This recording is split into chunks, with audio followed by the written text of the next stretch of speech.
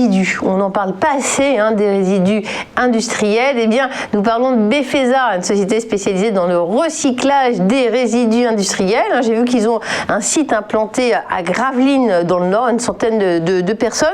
Une actualité intéressante, il faut la regarder de plus près, il faut investir, d'après vous ? Alors également, voilà, c'est ça, une magnifique valeur allemande qui fait quand même plus de 2 milliards de capitalisation boursière. Donc une belle société allemande qui vient en fait de racheter American Zinc Recycling pour 371 millions d'euros. Donc c'est une très belle acquisition vu la taille de Befesa.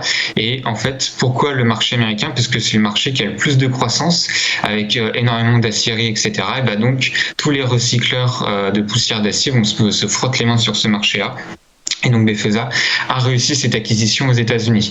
Donc c'est très bien pour Befesa parce que ça change de dimension, ça fait changer de dimension pour la société, tout simplement parce qu'ils vont devenir un acteur international avec plus de 12 usines en Europe, en Asie, aux États-Unis, avec une capacité de recyclage de 1,7 million de tonnes de poussière d'acier par an.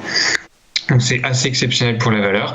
Et donc les investisseurs ne s'y sont pas trop trompés, puisqu'ils ont salué la nouvelle avec une hausse de plus de 7% sur le titre. Alors par contre, comment on va être en fait financer cette acquisition ? Donc déjà, on a un prêt d'environ 90 millions d'euros. Et ensuite, on va avoir une émission de nouvelles actions. Alors d'un maximum de 5,9 millions de nouvelles actions apparemment. Et donc, ça sera placé auprès d'investisseurs privés, auprès d'un carnet d'ordre spécialisé.